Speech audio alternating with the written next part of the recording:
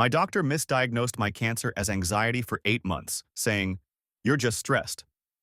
By the time another doctor caught it, I needed aggressive treatment that left me permanently disabled. 5 years later, he lost his license for malpractice, and I testified at every hearing. My name's Rachel, 32, female. I've been carrying this story around like a stone in my chest for years. Even now, 5 years later, I still wake up some nights with that doctor's words ringing in my ears. You're just stressed. It's wild how a sentence can feel like a death sentence in hindsight. I used to be healthy. Not like run marathons healthy, but I biked to work, I meal prepped. I actually enjoyed yoga. My friends joked I was the mom of the group, always carrying Advil and snacks. Then, out of nowhere, I started feeling off. Crushing fatigue, bone-deep aches, night sweats that left my sheets soaked. At first I thought it was stress. New job, planning my wedding with Josh, my husband, back then fiancé. I brushed it off until brushing it off wasn't possible anymore. The first time I went to Dr. Collins, my primary care doc, I described everything. How walking upstairs left me winded, how the pain in my chest felt like something heavy was sitting on me. He looked at me like I was being dramatic, leaned back in his chair with this little half smirk and said, "Rachel, you're young, you're healthy. It sounds like anxiety." I remember laughing nervously and saying, "I mean, I've been anxious before, but this feels different." He tapped his pen against the chart and said, "Stress does funny things. Try deep breathing. Exercise more." That was appointment one of many. Each time I came back with new symptoms: swollen lymph nodes, unexplained bruises, weight loss. Each time he doubled down. "You're overworked. You're catastrophizing. Have you thought about therapy?" Therapy. Right. Meanwhile, I'd wake up at 3 a.m., gasping for air, clutching my chest, certain I was dying. Josh would drive me to the ER and they'd run basic labs, find nothing obvious, and send me home with the same advice: follow up with your primary. And every damn time Collins dismissed me with that patronizing sigh. I started doubting myself. That's the sickest part. Gaslit into thinking maybe I really was just crazy. Maybe the bruises were nothing. Maybe everyone gets this tired at 27. My friends didn't get it. One even said, "Maybe he's right. You worry a lot." Josh tried to be supportive, but I could see it in his face too, the question he didn't ask. What if it really is just in your head? But my body knew the truth. One night I coughed so hard I spit blood into the sink. Dark red, metallic tasting, undeniable. Josh went white. He practically carried me into urgent care, where a different doctor finally ordered a chest CT. I'll never forget her face when she came back in. Gentle, careful, like she was about to drop a bomb. "Rachel, there's a mass. It looks like lymphoma. We need to do more tests immediately." That moment split my life in half, before and after. The biopsy confirmed it. Hodgkin's lymphoma, stage 3, bordering on IV. The words felt unreal, like they were happening to someone else. I kept waiting for the part where the doctor laughed and said, "Just kidding, it's pneumonia." But instead, I was sitting in a sterile room with Josh gripping my hand so hard it hurt, while an oncologist explained aggressive chemo cycles and the possibility of a stem cell transplant. The first person I thought about wasn't even myself. It was Collins, my primary. The man who told me for 8 months that I was stressed, who literally patted my shoulder like a child and suggested meditation apps while tumors were growing inside my chest. I wanted to storm his office, shove the CT scan in his smug face, scream, "I told you." But I didn't. Not yet. Treatment started fast. Hickman line in my chest, endless needles, nausea so bad I couldn't keep water down. My hair fell out in clumps by the second week. I remember standing in the shower, clumps of dark strands sliding down my body into the drain, and I just started laughing. Not crying, laughing. Like, "Oh, okay, we're really doing this? Guess anxiety makes your hair fall out too, huh?" Josh tried to be a rock, but the cracks showed. He'd sit beside me in the infusion center, scrolling his phone, jaw clenched, pretending not to be terrified. My mom visited constantly, cooking bland soups I couldn't stomach but ate anyway because she looked so desperate. Meanwhile, every time I drove past Colin's office on the way to the hospital, Rage knotted in my chest harder than the tumors ever did. And the chemo worked, in the sense that it poisoned me into survival. By month 4, my scans showed response, but the damage was done. Nerve damage in my legs meant I walked like someone twice my age. Chronic fatigue, digestive issues that never went away. My body would never be the same. Permanently disabled, they called it. At 27. But here's where things tipped from tragedy into fury. At one of my follow-ups, I overheard a nurse talking about how Collins had a reputation for dismissing patients. That I wasn't the first. There'd been complaints, formal ones, about him writing people off as anxious, lazy, or dramatic. And yet he was still practicing, still brushing off people like me. That night, I didn't sleep. I lay awake replaying every time he smirked, every time he sighed and told me to breathe through it. And I realized, if I stayed quiet, he'd just keep doing it. To other women, other young people. Someone else might not get lucky enough to cough blood at the right time. Someone else might just die in their bed while he told their family it was stress. That was the first time I promised myself. I wasn't done with him. Not by a long shot. Don't forget to subscribe. After my last chemo cycle, I couldn't hold it in anymore. I scheduled one more appointment with Collins under the guise of follow-up. When he walked in, he had that same casual, bored expression he always wore. Clipboard in hand, like I was just another box to tick. I didn't let him start. I pulled out the folder the oncologist gave me, pathology reports, CT images, oncology notes, and shoved them across the desk. You missed this, for 8 months, while I begged you to take me seriously. His eyes flicked over the papers, and I swear for a split second he paled. Then the mask slipped back on. He leaned back in his chair, laced his fingers together and said, "These things can be tricky. Lymphoma often presents with non-specific symptoms. Hindsight makes it easy to judge." Non-specific symptoms. That phrase hit me like another slap. My lungs were filled with tumors, and he wanted to talk about hindsight. I lost it. My voice shook, but I didn't care. I coughed up blood, Collins. I came here with swollen nodes and night sweats, and you told me to download a mindfulness app. You didn't miss it. You ignored it. That's when his mask cracked. He snapped, louder than I'd ever heard him. "Don't blame me for your body betraying you. You're alive, aren't you? Be grateful." The receptionist must have heard, because she poked her head in, wide-eyed. I walked out shaking so hard my legs nearly gave out. Josh was waiting in the car. When I told him what happened, he just stared at me, then muttered, "He's not worth it. We should just move on." But I couldn't. Moving on meant letting him keep practicing, keep writing off patients until someone died. That night, I filed the first complaint with the state medical board. And then, as if life wanted to twist the knife deeper, things with Josh started unraveling. He'd been patient during chemo, but once the emergency was over, his patience evaporated. I couldn't go hiking, couldn't have kids without major risks, couldn't even make it through a grocery run without needing to sit down. One night, he came home drunk, sat on the edge of the bed and said, "I didn't sign up for this. I thought it'd get better when the cancer was gone." Gone. Like it had just vanished. Like the scars, the nerve damage, the permanent disabilities weren't part of me now. I didn't say anything. Just stared at the wall until he passed out. The next morning, I woke up with a clarity I hadn't felt in months. If Collins had stolen my health, I wasn't about to let Josh steal my dignity.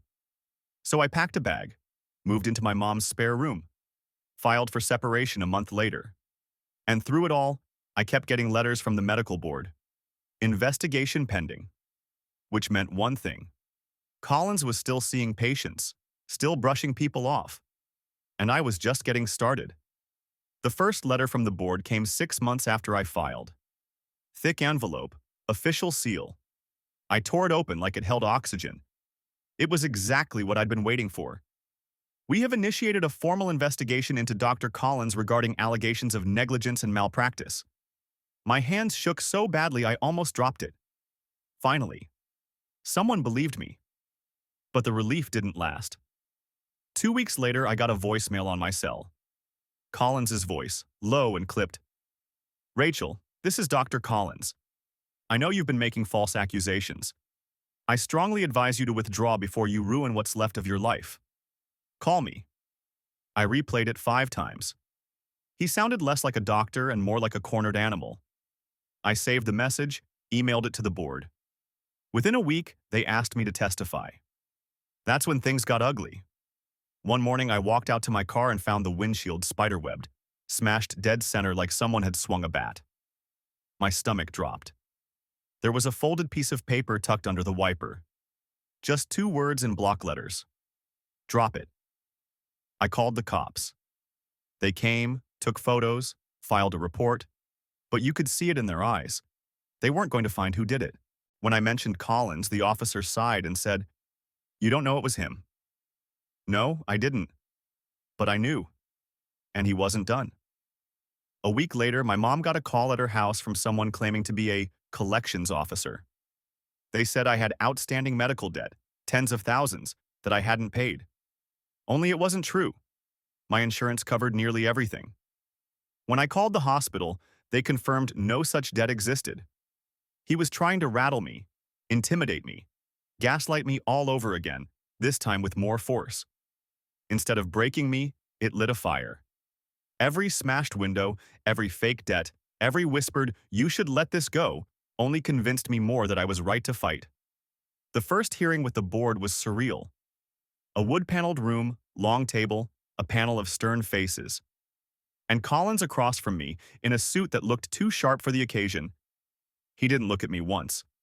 Just sat there with his attorney whispering in his ear. When it was my turn to speak, I told them everything. From the night sweats to the blood in the sink. From his sighs and smirks to his voicemail threat. My voice shook, but I didn't stop. By the time I finished, the room was dead silent. Collins finally looked at me then. His face wasn't smug anymore. It was tight. Pale. The look of a man who realized his career might actually slip through his fingers. And in that moment, I knew. This was only the beginning. Don't forget to subscribe. Update. Wow, I didn't expect my story to blow up like it did. Honestly, I almost didn't post at all. I thought it was just going to sink into the void. But reading through your comments, your DMs, even the sarcastic burn his house down jokes, it's been a weird kind of therapy. A lot of you said the same thing. Rachel, don't let him bully you. Don't back down. Trust me, I'm not. If anything, his threats just prove how rotten he really is. And to the people who said, document everything, I hear you. I've got a folder with screenshots, voicemails, photos of the vandalism, even statements from friends who saw me come back from those appointments half ghost.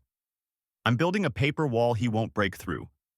Some of y'all asked if I ever confronted him face to face again. I did, actually, right before the first hearing. He cornered me in the hallway outside the board's office. No witnesses, just him blocking the exit, voice low and shaky like he was barely keeping control. You think you're going to ruin me? I've been practicing for 20 years. Patients love me. You're nothing but a bitter little girl with a sob story. I swear, my hands were trembling, but I stared him down and said, "Then why do you look so scared?" He turned red, muttered something about crazy women, and stormed off, actually kicking the wall hard enough to leave a dent. That moment made something click in me. He wasn't untouchable. He was unraveling. And to the people pointing out that these hearings take forever, you're right. Months of waiting between sessions, endless paperwork, lawyers dragging things out. But here's the thing. I've got time. My body may be wrecked, but my voice still works, and I'll use it until they can't ignore me. I know this isn't the juicy revenge some of you were hoping for, yet. But here's the part that'll interest you. I've been asked to testify again. Not just for myself, but because other patients have come forward. Women, mostly. Same story, symptoms dismissed as anxiety until things got dire. One of them lost her husband because Collins told him chest pain was just stress. He had a heart attack 2 days later. So now it's bigger than me. It's not just about Rachel versus Collins. It's about showing a whole board full of people that this man has left a trail of pain behind him, and it's time he paid for it. Some of you said the most satisfying revenge isn't explosive. It's slow, thorough, humiliating. Watching him squirm under the weight of every life he brushed aside. And I think that's exactly where this is heading. I'll keep you posted. The next hearing's in 2 weeks, and they're putting me first on the docket. He'll have to sit there, across from me, while I rip open every ugly detail, and I can't wait to see his face. The second hearing was nothing like the first. The room was packed this time, not just the board and lawyers, but former patients, family members, even local reporters. Word had spread. I was called first. Same drill. Sworn in, sit down, recount everything. But this time, I wasn't trembling. I had allies in that room. I could feel their eyes on me, nodding as I spoke. When I finished, they called the next witness, a woman named Dana. Mid-40s, thin scarf tied over her head where her hair used to be. She locked eyes with me as she walked past, gave me the smallest nod of solidarity, and then sat down. Her story gutted the room. She'd gone to Collins complaining of constant fatigue and swollen lymph nodes. Same dismissal, same anxiety diagnosis. By the time someone else caught it, she was stage R4. She'd been told her prognosis was terminal. Her husband was sitting behind her, jaw clenched so hard his face looked carved from stone. At one point, he muttered loud enough for everyone to hear, "He killed her." That broke the dam.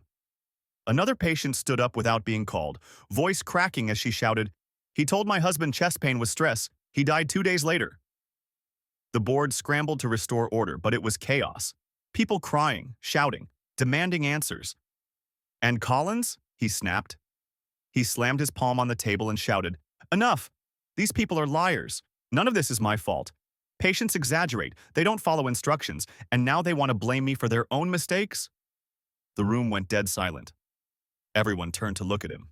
His own lawyer was tugging at his sleeve, whispering frantically, but he was red-faced, shaking, ranting about hysterical women and entitled patients. The board chair finally cut him off. "Dr. Collins, if you cannot control yourself, we will adjourn and note your conduct in the record." That was the moment I realized I didn't need to destroy him. He was doing it himself. I just had to sit there and watch. When the hearing ended, reporters swarmed outside. Microphones, cameras, rapid-fire questions. Collins tried to push through the crowd, but someone asked, "How many patients had to die before you took symptoms seriously?" And he lost it again, shouting at them, shoving a camera aside. It was on the evening news before I even got home. Clips of him red-faced, screaming. Headlines like, "Local doctor under fire after malpractice claims explode in public hearing." And me? They aired a soundbite of my testimony too. My voice calm, steady, saying, "If he had listened to me, I wouldn't be disabled for life. If he had listened, I would still have the body I used to have." For the first time in years, I felt something other than anger or grief. I felt power. And I knew I wasn't done yet. After the hearing, Colin's life started cracking apart in real time. Patients were dropping him. Yelp reviews tanked overnight. News outlets picked up the story, and suddenly, his name was everywhere. Dr. Collins accused of malpractice. That's when the harassment started. First, it was calls in the middle of the night. Unknown numbers, silence on the other end. Then heavy breathing. I blocked one, another popped up. My mom started screening the house phone after someone called pretending to be a reporter, asking invasive questions about my treatment history. Then it turned physical. I came out one morning to find my tires slashed clean through. All four. A jagged line carved into my driver's door. Liar. I filed another police report. The officer's face said everything. Without proof, it was going nowhere. Collins had money, lawyers, and no shortage of loyal cronies from his clinic. The lowest point came when my mom opened the front door one afternoon and found an envelope taped to it. Inside was a stack of printed-out Facebook comments, screenshots from my own page where I'd talked about treatment years earlier. Someone had circled sentences in red ink. Attention seeker, drama queen, crazy. At the bottom, in handwriting I recognized instantly from those patient notes. No one will believe you in the end. That night, I broke. I sat in my room, shaking, feeling like I was right back where I started, gaslit into doubting myself. But then I remembered I wasn't alone anymore. I had allies, patients, families, even strangers who'd seen the news and reached out saying, he dismissed me too. So I sent copies of everything, the calls, the vandalism photos, the envelope, to the board investigator.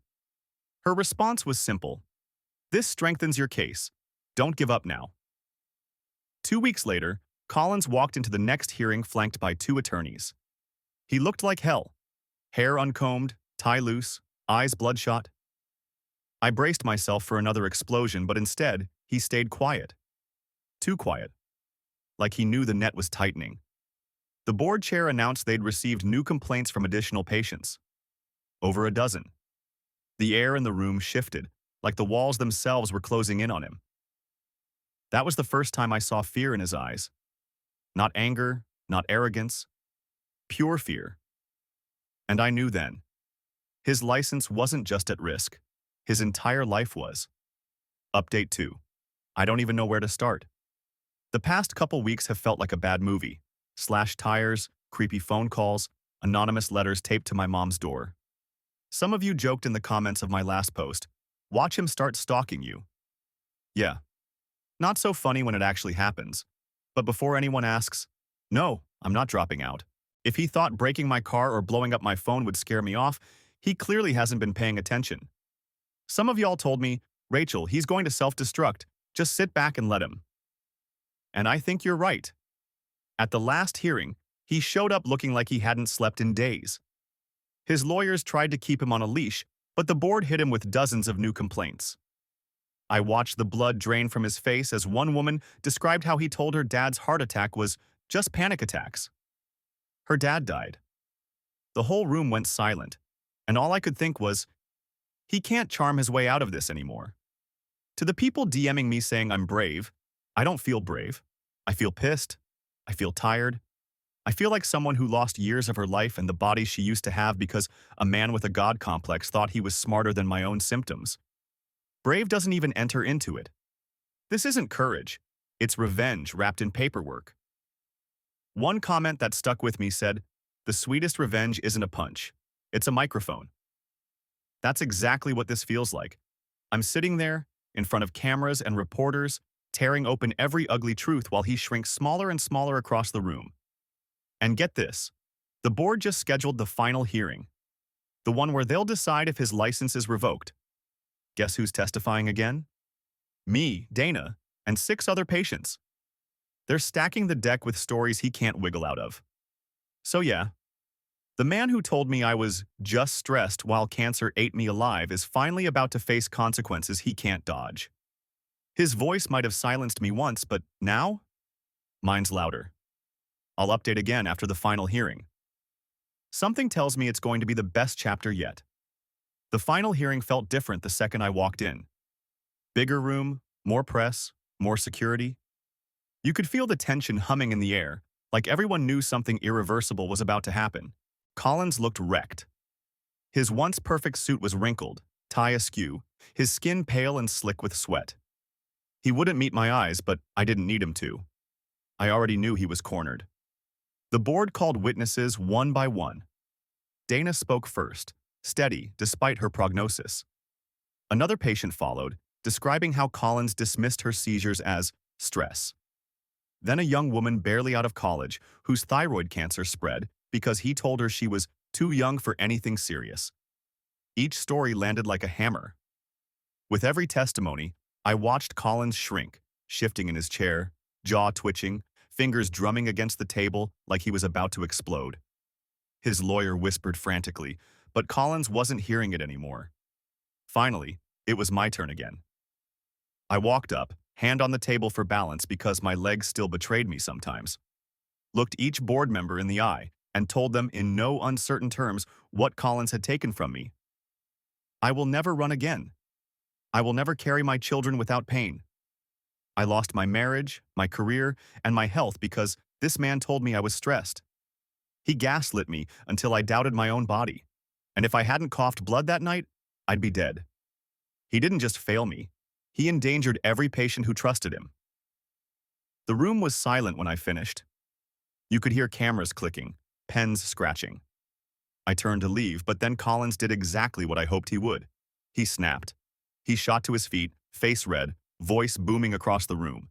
She's exaggerating. They all are. Do you think I can catch every disease, every cancer? Patients lie. They Google symptoms and demand tests. I saved lives. I... He pointed at me, hand shaking.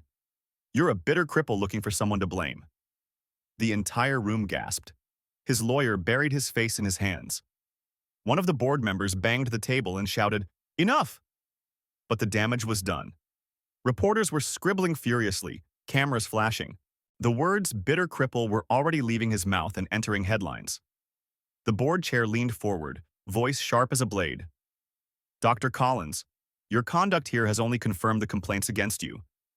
This hearing is concluded. Your license is suspended effective immediately, pending permanent revocation. Collins froze. His mouth opened like he was about to argue, then closed again. For the first time since this nightmare began, he looked small.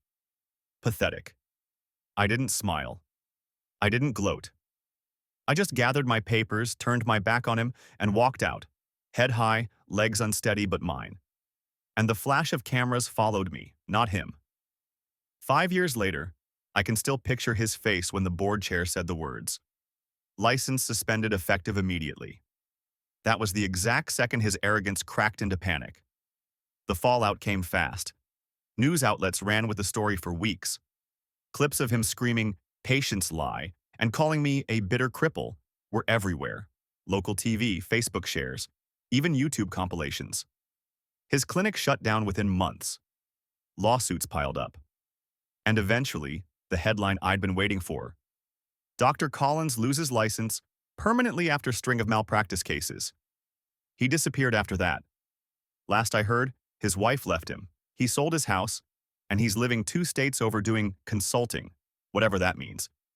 But it doesn't matter. He can't legally practice again. He can't dismiss another scared young woman as just anxious while cancer grows inside her. He can't bury another mistake under arrogance. And me? My life is split in two. Before and after. Before, I was healthy, planning a wedding, making plans for a future that looks nothing like the one I live now. After, I walk with a limp, I get winded climbing stairs. I can't have kids without risking my life. Josh is long gone. We divorced quietly. Turns out love doesn't always survive chemo and disability. But I'm still here, and every time I see my reflection, scar along my collarbone, hair thinner than it used to be, I remind myself, I was supposed to be dead. Collins almost wrote me into an obituary with his arrogance. Instead, I'm alive. Permanently changed, yes, but alive. And I didn't just survive. I fought back.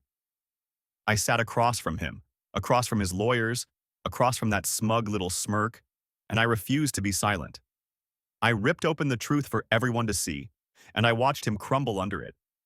Sometimes people ask if it was worth it, if dragging myself through years of hearings and harassment was worth the stress. My answer is always the same. I didn't do it for me.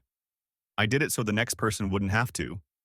But I'd be lying if I said there wasn't something darkly satisfying about it too. Watching him unravel. Knowing my words stripped him of the one thing he valued most. His career, his reputation. My revenge wasn't loud. It wasn't a punch or a scream. It was a slow, humiliating collapse. And I got a front row seat. So yeah, the damage he did to me is permanent. But so is what I did to him. And that's the kind of justice you don't recover from.